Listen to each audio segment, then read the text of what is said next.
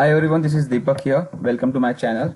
Today we are going to start new learning series API performance testing using Apache Jmeter. As we know, Apache Jmeter is a open source tool and in current market it's very demanding. So let's see what we are going to discuss in part 1 and today's agenda. So first topic we're going to discuss is what is the API testing. Specify the API output status code, API methods, and we are going to see some dummy API which we can use while doing the practice. So first topic is what is API testing, or why we do the API testings. API testing we do directly to verify the API labels, and this testing we perform during the integration testings.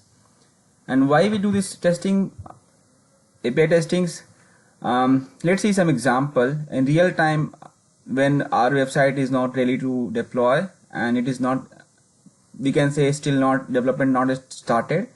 That time developer create the APIs, they create some documentations and they share with tester. So tester can use those document and they can use those parameter to test the API and see that is working and functionality is working as expected.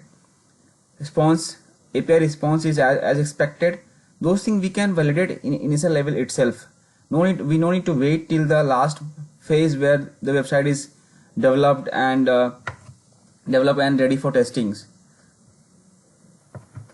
While doing this API testing, we validate the main thing. We will validate the status code.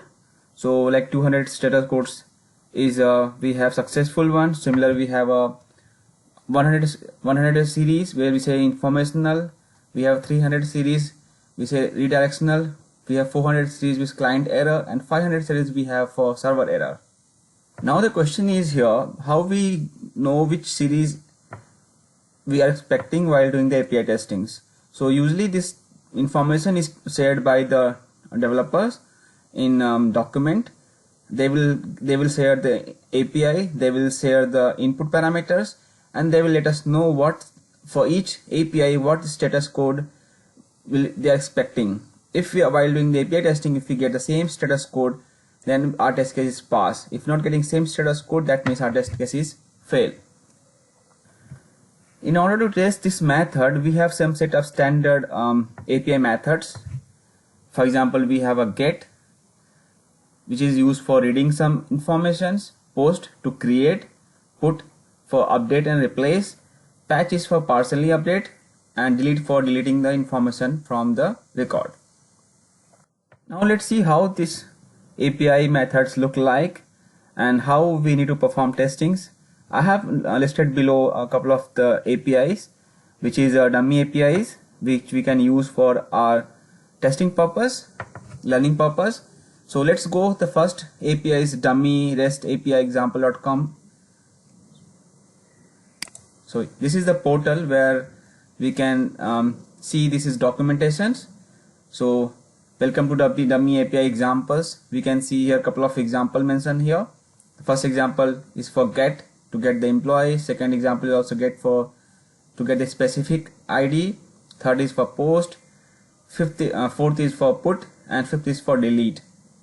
So similar, this kind of information is provided by developers. They will tell us the method, they will tell the type of the API it is, they will provide the URL and endpoint, they will say description. Let's see one by one this example and what information is provided here. So let's go. The first one is employee one, hashtag has employee. This is the endpoint, we call this as endpoint. We can see here http dummy.restapi.com/API/vi is common in all the across this full route, because this is a base URL, we call base URL, and /example employee/employee/1/create/update/21 update delete/2 is a endpoint. So let's open one by one to see what the information is mentioned is API. Let's go the first one.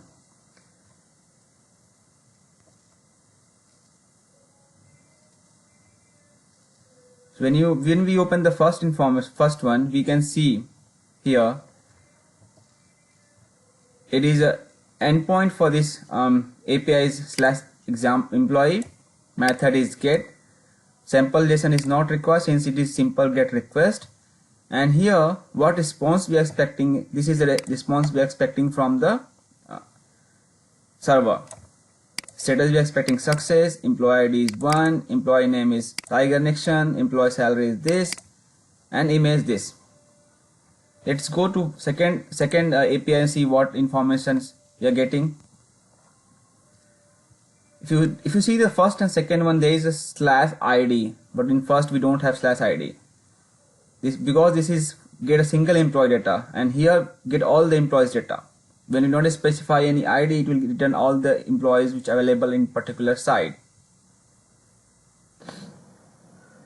Let's open the second API details. Let's see what's information mentioned here.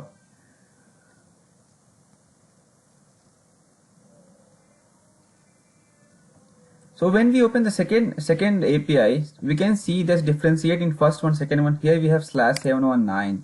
That means in this API we are looking for employee ID, which detail of the employees whose ID is 7, record of the employees whose ID is 719.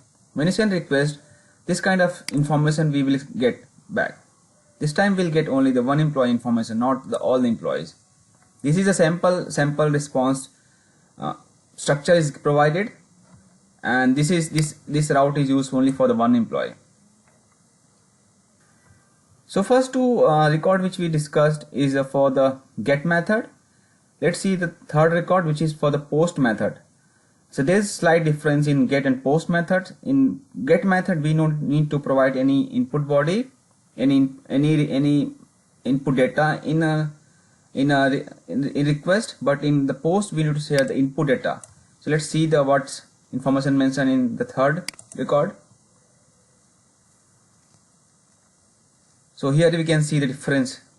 This is for creating a new record in a database. Method you can see post, and as I mentioned, here we have a input as well. So here we have this is first label, this is a second label, this is third label. Name test, salary 123, age 23. So when we send this request, we are expecting this kind of response from the server. Status we saying success, data name is test, salary is 123, age 23, and ID is 25.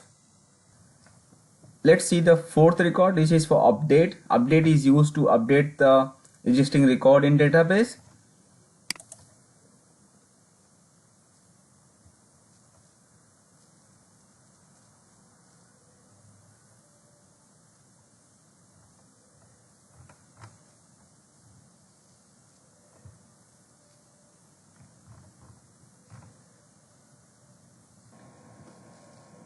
There is some issue with update API in this document. This portal is not loading.